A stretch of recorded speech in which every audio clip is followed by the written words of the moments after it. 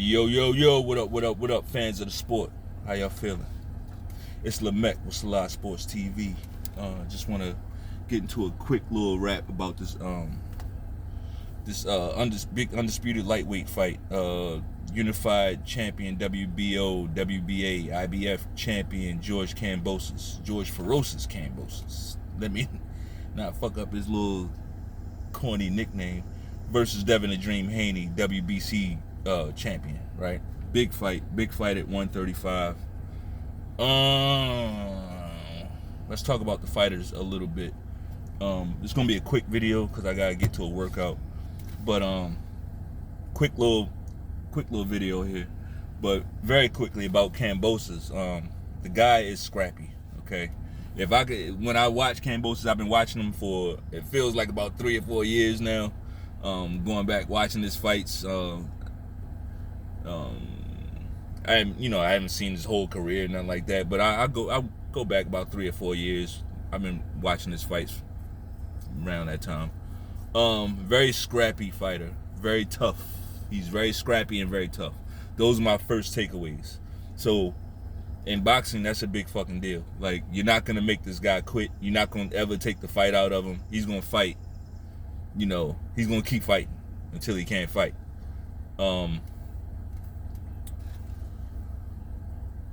So he is scrappy. He is tough. He has good timing. He's very good at timing guys. Even guys that are faster than him, he's good at timing. So we know timing beats everything. Timing beats power. Timing beats speed. I would say timing beats intelligence, but really timing kind of is intelligence. So I won't go that far, but it does beat speed and power. So that's something for Devin Haney to look out for. The fact that this guy is a good counter puncher, it just points to his timing. Also, Cambosos, he has good hand and foot speed. Is it phenomenal hand and foot speed? No, it's not phenomenal, but it is good. Like, Cambosis is good at everything. He's good at everything. The only thing where he is kind of maybe below average is his power. He's not a big puncher. But that's not a big deal. Everything else, he's pretty good at it. He has good. He can move in the ring. He moves very well. And his hands are fast enough. They're faster. They're fast. His hands are fast.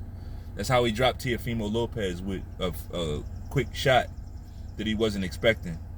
And also one thing Cambosis has going for him, and I think this thing is an advantage in this fight. His gas tank. I think his gas tank is really good.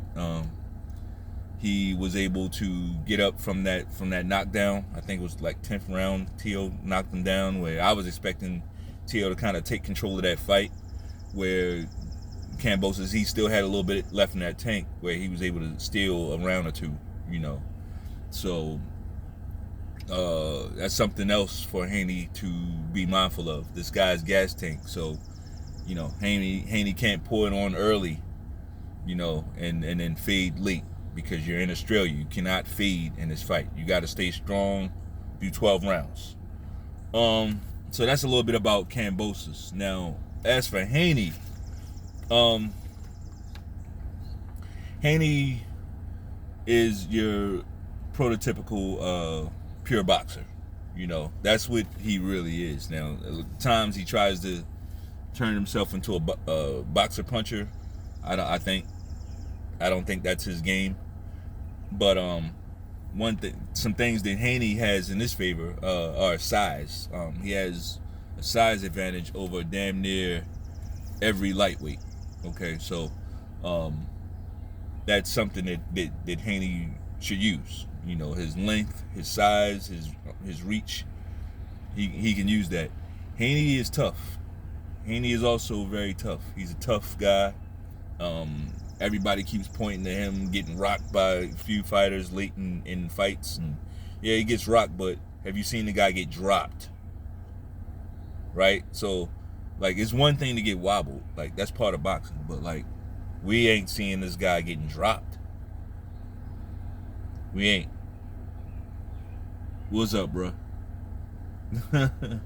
Yeah, man. Yeah, yeah.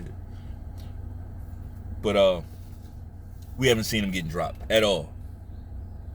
So, yeah, I'm gonna count Haney. Devin Haney's a tough kid. You know, very tough. His speed is excellent. He has excellent speed, excellent foot speed, hand speed. Those are things we know. You know, those are his. That's his bread and butter. Haney's not a big puncher. He does try to sit down on shots at times. I don't think it's a give and take. You know, I'm not gonna tell. I see a lot of people saying, "Don't sit down on shot. That's when you get hurt."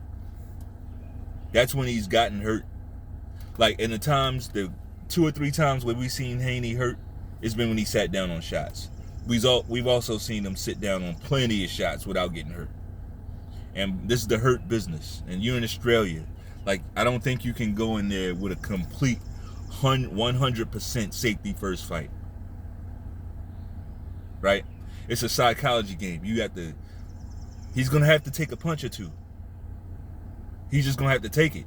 Like, it's Cambosis. You know, we're not talking, he's not taking punch from a killer.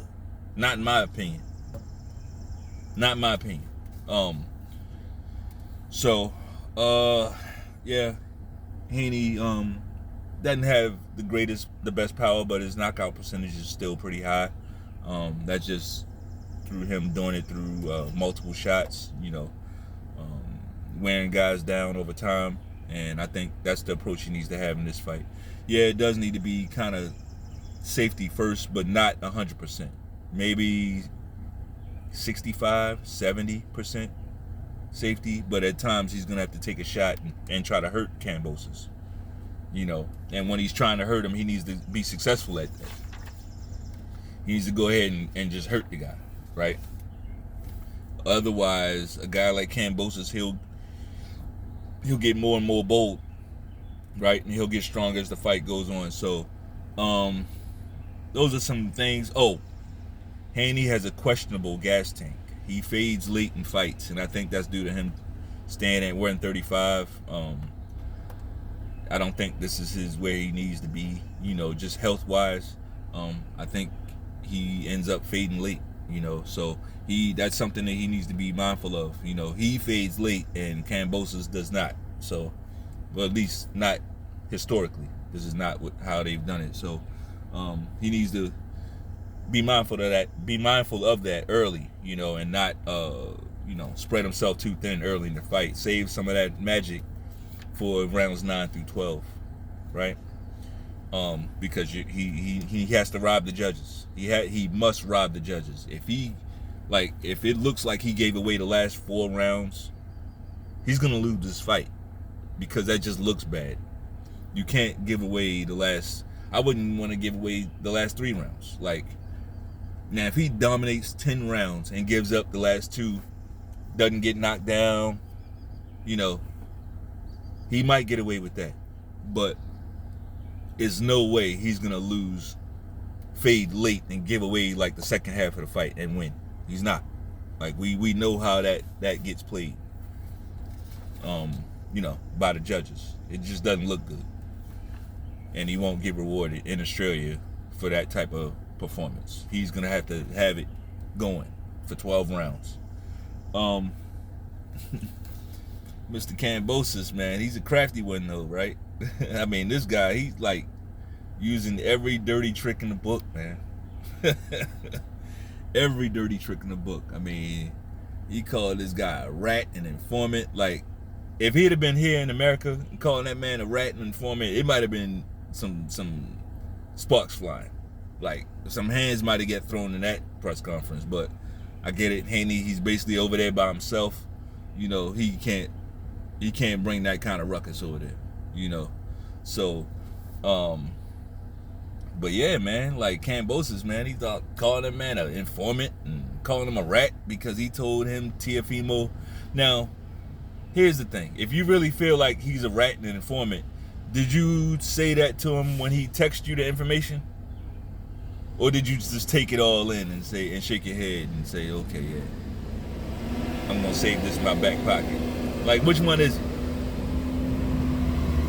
Right? Did you call him out right then and say, hey, don't send me this shit? I ain't no fucking rat. Like, I don't like rats. Did you tell him that? Or I think we all know the answer to that. It's bullshit, right? But here's the thing. He also told him about that shit that Haney said. And, you know, I won't ever lose to a white fighter. You know, some shit he said in regards to that. Hey, is it the dirty tactic for Cambosis to use that? I think it is. Is it fair play? Yes, it is. You know why? Because Haney fucking said it. This is why you shouldn't say stuff. You should only say stuff if you don't mind it being thrown back in your face later. Right? Haney really did say that. Right? So it's a thing now. Like, you said it, so you have to win this fight. Right? Because if you don't, that's gonna come up. Oh, you lost to a white boy? Lost a boxing match to a white boy, right? Didn't you say blah, blah, blah, blah, blah? You have to back that shit up. So, I mean, that's not why I'm saying he shouldn't have said it. You should be prepared to back up anything you say, right? As a man, anything you say, you should be ready to stand on that and prove it. I just don't, politically, it's like you don't want stuff. You want to prepare for a fight. You don't want to be in Australia and answering questions like that. So he gave himself a little bit, a little bit to think about, a little bit more to think about than he probably really needed to. But I think he learned a lesson. I think he already apologized for that years ago. So I'm not going to come down on him too hard. I think he got baited into that by one of these dumbass YouTube channels, which is quite a few dumbass YouTube channels out here. Jeez, man. Like, a lot of these fucking channels, man, like, woo. Never mind. But I do think he got baited into that, and I think he learned his lesson. You know, you can't get baited into stuff like that. Now, here's what I'll say about Cambosis. This motherfucker has every advantage he could possibly have. Every advantage. I mean, you stop the man's father from coming over. Like, his father can't come over. His trainer, his boxing trainer, he's a boxer, but you're not gonna let his trainer come over. He has to get another trainer to box you. Right? And that's not even it. It's like, there's a rematch clause in this fight. I don't know if everybody knew that, but there's a rematch clause. But the rematch clause is one-sided. So what that means is, if Devin Haney wins, he has to fight this guy again in Australia. 2 fights in Australia against this guy, who really, he has one big fight in his whole career. Yes, he's undefeated, but he's had one big fight, questionable whether he won it, in my opinion, and he has all this power all of a sudden. So you got to beat him, but you got to beat him twice. But if Cambosis wins, it's just off to the races. He gets to move on with his career. You know, there's no rematch for Devin Haney if he loses. He gets one shot to not get screwed by these judges. So, come on. Like, Cambosis has to win this fight. Like, he cannot, if he loses, to me, he's just a fraud. And no, I normally don't say that when boxers take losses, but when you kind of played the cards the way he played them, I mean, he played every advantage, bro. Like, as soon as he got the belt, he threw all his weight on Devin Haney. I mean, every last ounce of weight that he has, he threw it on this fight. So yeah, I mean, you're expected to win. Like, we expect you to win that fight. I don't expect him to win that fight, but the expectation should be, the weight should be on him to fucking win, because you did all of this, bro. Right? Like, and then, I mean, aside from the stuff I just named, like, The stuff that Cambosis even see. This is why talking too much is a bad thing. Cambosis got up there and said, well, are you gonna fly, take a 20-hour flight, or however the fuck long it is. Like, I've been to Australia before, but whatever. Are you gonna take a 20-hour flight to Australia and get on a plane, and you're gonna face those 70,000 fans, right? All that shit. And Devin Haney like, bitch, I'm over here, I'm doing it, right? So all this scare tactic that you tried, all the rhetoric, all the propaganda, all the, you got every advantage, bro.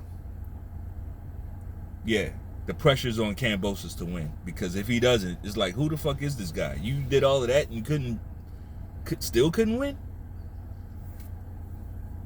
You still couldn't win? You know what I mean? Like, you did a lot, Mr. Emperor. So, I mean, personally, I thought Tio did enough to win that fight. I did, especially with that late knockdown. I thought he won a lot of those rounds. I think what worked against Teofimo was going against Bob Arum. Teofimo lost to Bob Arum. That's the battle he lost. Like, going up against that guy when you're under contract with him is like you're playing with fire. You're playing with some serious fire. Going up against a Bob Arum. Terence Crawford was lucky to escape, because if he hadn't stopped Sean Porter, Bob Arum was going to screw him out of that belt before he left. He did what he had to do, go over there and knock the guy out. But Terence Crawford, he has, he's got the punching power to do that. See, when you can bet on yourself that way, that's like a extra feather, an extra card that you can play. It's like, I can go over there and stop this guy. I'm not sure if Haney knows that about himself. You know what I mean? I'm not sure if Haney really if he has that kind of confidence, like, I know I can go over there and stop this guy and take it out of the judge's hands. That's what has everybody kind of on edge, because they know Haney is not that type of puncher. He don't crack like that, basically. Right? So, yeah, I thought Tio did enough to win, but Tio, I talked about this before, guilty of pissing the public off, like getting under people's skin, too many people, the media, like making yourself look bad in the eyes of the media and making it easy for people, the public, to root against you, like becoming a public villain, almost an eyesore. So Cambosis, the standard for excellent, the standard got lowered for Cambosis. Like, for him to win that fight, all he had to do was basically hang in there with Teofimo Lopez, and he was going to get all this extra bump. Why? Because people was sick of Teofimo Lopez. Right? Same thing happened to Keith Thurman in his Pacquiao fight. Like, sometimes certain fighters talk too much, you're too arrogant, especially fighters of a certain ethnic descent. I'm not making it about a black thing, because clearly Teofimo Lopez isn't black, but he does come with a certain spirit. Okay, I'll just leave it there. And that spirit add to that an extreme level of arrogance does not really mix well in Western society. They don't like it. For whatever reason, they don't like it. Now, a guy like Josh Taylor, he can go out there and he can, talk his shit, and nobody will bat an eyelash. Like, it's cool. Conor McGregor, he can talk his shit, no problem. Look, that's not me bitching, that's just the way it is. So I'm the type of guy, I'm not gonna say, well, they're doing it, so we need to do it. I'm the type, I look at it like, this is war fighting. So if we know something doesn't work, let's not do it. Let's do it in a way where it won't be so negative, it won't be seen so negatively by people. Muhammad Ali, Mike Tyson, like, some people just have charisma. They could be saying some foul shit, but people like them, right? So they need to figure that out, or not figure it out and just be the villain and go about it that way, because that's another way to bring people around to you.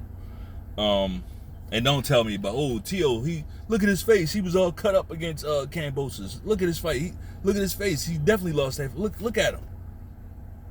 I don't want to hear that shit. Look at Tyson Fury's face when he fought Otto Weiland. Okay? Otto Weiland really won that fight. He really should have won that fight by stoppage. I mean, that motherfucker was covered in blood. His trunks was covered in blood. The referee was covered in blood. His opponent was covered in blood. And they let that fight go on. And not only that, they gave the fight to Fury. Don't tell me no shit like that.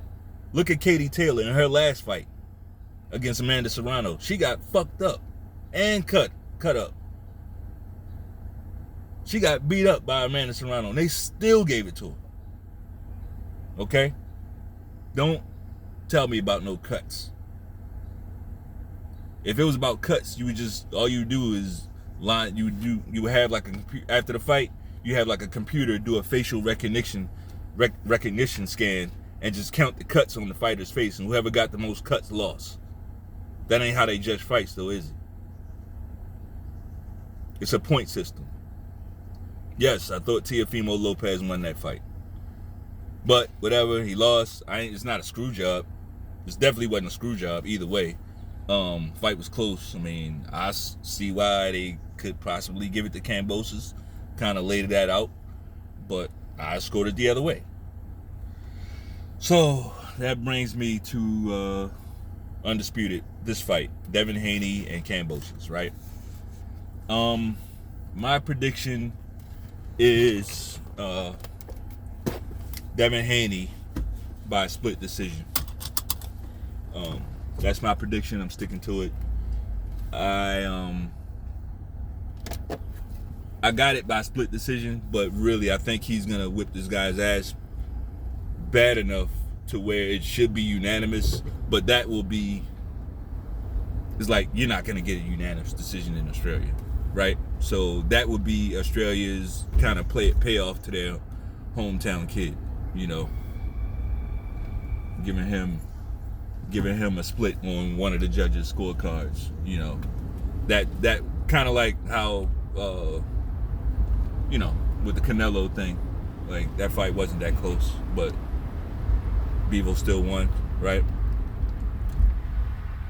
I think that's how this fight will be. I think Haney will make this fight a quote-unquote boring fight, right? One of those fights that Cambosis can't really get off on, or get off very little.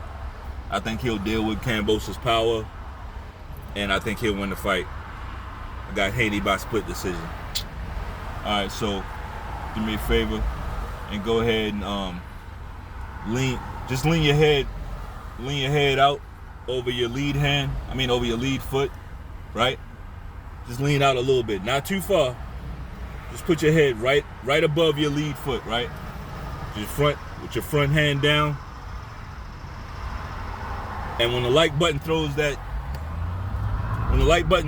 jab, you throw your pull counter. You lean back and throw that pull counter. Right? And you don't need to throw it hard, but you hit the like button with that pull counter. Do it for me. Drop a comment, hit subscribe. Peace.